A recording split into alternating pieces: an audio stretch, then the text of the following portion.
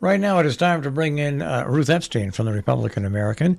Ruth covers our area for the Waterbury Republican American, and we are lucky enough to have her join us on a Monday, taking a look at stories she's covered and stories that are coming up. Good morning, Ruth. Hey, Marshall. Most people not doing anything? Oh, I'm sure they're doing something today. Well, not work-wise, though. Not work-wise, I can tell you. Some of us are still working. Yes, that's a very true thing. Yes, so spent most of the weekend in your town. I'll tell you what, Salisbury. on Saturday, I left my house at about 9:30 in the morning, and they were parked halfway up my road. And when I say my road, I'm talking about Washeney Factory Street. Wow. And when I got down to the main street, I was just flabbergasted. And when I came home about 12:30, it was even worse. The amount, well, I don't know if you were there on that Saturday at that time, but the amount of people that I saw was just huge. No, I was there Friday and Sunday, but not Saturday. But I heard it was a mob. Friday was no slouch either, really. Yeah, no. And the weather cooperated, and so everybody just really wanted to get out. And they did a great job of getting back in after COVID. Lots of the things were back that were recognizable, and people were just, as I say, anxious to get out. I was at the quilt show at the church. I was at the tag sale behind. I was enjoying hot dogs with folks at the church, and met so many people I hadn't seen. That was the best part of it. Yeah.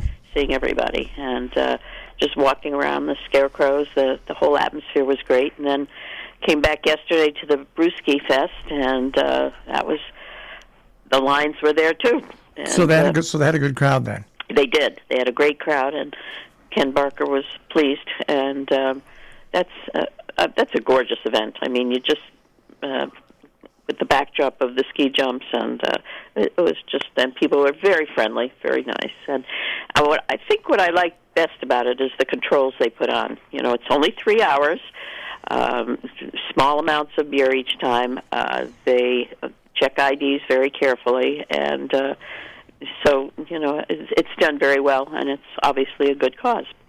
Yeah, and a lot of work is done by, I guess, State Line Spirits. They're the ones that put it together, right? And they do all the work getting everybody there. There's Swanson does the work setting up the tents and everything, and Sunday in the Country has the food drive, yeah, which is great. Makes money for it, and yeah, they work very hard, and it's very well organized, and as I say, I saw, again, people I hadn't seen in a long time. So I was just blown away on Saturday. It was the busiest I had ever seen. Yeah, I can't believe they were halfway up your road. I won't say the busiest I've ever seen, but I'm telling you, obviously, when an event is postponed for 2 years, you wonder how it's going to come back. Yeah, and exactly. They came back with a bang. Yeah, and hats off to Jeanette Weber and the Salisbury Association, who helped organize it, and it was just a lot of fun. Yeah, and absolutely. What a small town in autumn should be. So, we had several board meetings this week. North Canaan is the selectmen heard again from one of the town crew members. There's some concern that the Board of Finance is thinking about changing the health insurance coverage and maybe making them pay for some of it. And there was a large discussion about that because they feel that North Canaan employees are paid less than everybody else in the area, and even the selectmen were upset to hear that was the thought. And so I have a feeling there will be a lot of conversation coming up during the budget season. And this came up last year when they wanted to give them large raises, and they cut back because the finance board said no. So what gets me, Marshall, I guess, is the disparity between the towns, and in some cases, and in this case, it really stands out how some towns really, go all out for their employees, and some just for lack of resources can't. But the discussion is very interesting. And what's great about our form of government is that the Board of Finance can recommend to the Board of Selectmen, and the Board of Selectmen can either accept the recommendation or send it back and get another. The people who wind up voting on it are the town. Right. So if the town wants to make things more equitable for their highway department, they will, and that is the great thing about the form of government that we have. Right. The townspeople speak. The town meeting, and yep. So I just found that interesting, and also in following Salisbury and Falls Village, the Canaan Board has approved a bear ordinance. So they too have had trouble with residents feeding bears, and so now they even made the fines steeper. So if you're caught feeding a bear, be careful. There's first offense is like $250. So it's a problem. There are young kids around, and you shouldn't be attracting them. What's interesting about, they call it a bear ordinance. They should call it a people ordinance. If people didn't have the food to feed the bears, I had a ton of bears at my house. And first thing I did was get rid of my garbage service. I store my garbage, and I got a sticker for the transfer station, and it goes twice a week. Second thing I did was park my cars, so it was harder for them to traverse the front of my house. And you know what? Now they don't traverse the front of my house. They go up the side pattern. They don't come close to my front door, and overall, they tamed it down. I mean, that's a good point. It is a people ordinance. You're absolutely right. And yes, there's an occasional bear that will get into a pen and kill something. Yes, but if you don't leave the food out, if businesses don't stack up food in the back, and you take your bird feeders in, you'll cut down on the incidents. We live in their territory. Yeah, exactly. Yeah, it's so true. Well, good to hear. Canaan is also going to have a public hearing and a town vote on cannabis, on whether to allow it to be sold, and that is on November 21st. And Tim Abbott, the chairman of the Planning and Zoning Commission, spoke to the selectmen, and they decided that that's what they will do. They really want to hear from the public on this before making any decision. So, looking ahead... Well, the Sharon Board of Education is scheduled to meet tonight. Oh, really? They had a special meeting.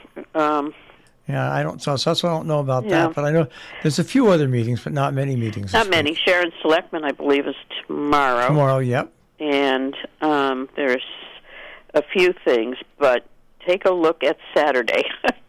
Oh yeah. Once again, impossible to cover everything. It is just huge. You got the fall board. You got a bird tour at Audubon. You got the Run and Wag that's going on. Run and Wag is a big thing in Cornwall. The dog for the little guild. Salisbury Association has its exhibit on Noble. There's a cemetery walk in Sharon. There's just, you name it, it's happening on Saturday. I can't even tell you everything else. Well, no, I noticed that, and I said to myself, "Gosh, we had a busy Saturday this last Saturday, and it'll calm down now." No. Yes, after this coming weekend when everybody's got something planned, and of course on Sunday we have the rally for Sharon Hospital. That's out across the street from you on the Sharon Green. That is in advance of the hearing on Tuesday, and the Save the Sharon Hospital group is urging, there are signs everywhere, that people testify. They can find the Zoom link and can call in and or write your thoughts on what's happening at the hospital, and of course that all revolves around their plan to close the labor and delivery department. So lots of Sharon Hospital stuff going on that day. And Cornwall Fire Department is holding an open house that day, on Sunday, from noon to 2 to celebrate its 90th anniversary. So, again, weekend is hugely busy.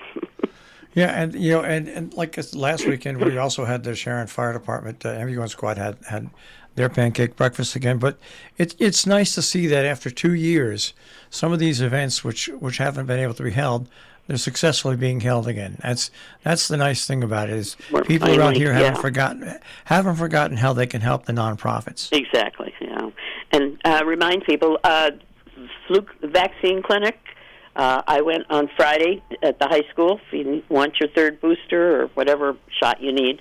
And it was really pretty quick, and they've got another 2 coming up on Fridays, so check that out.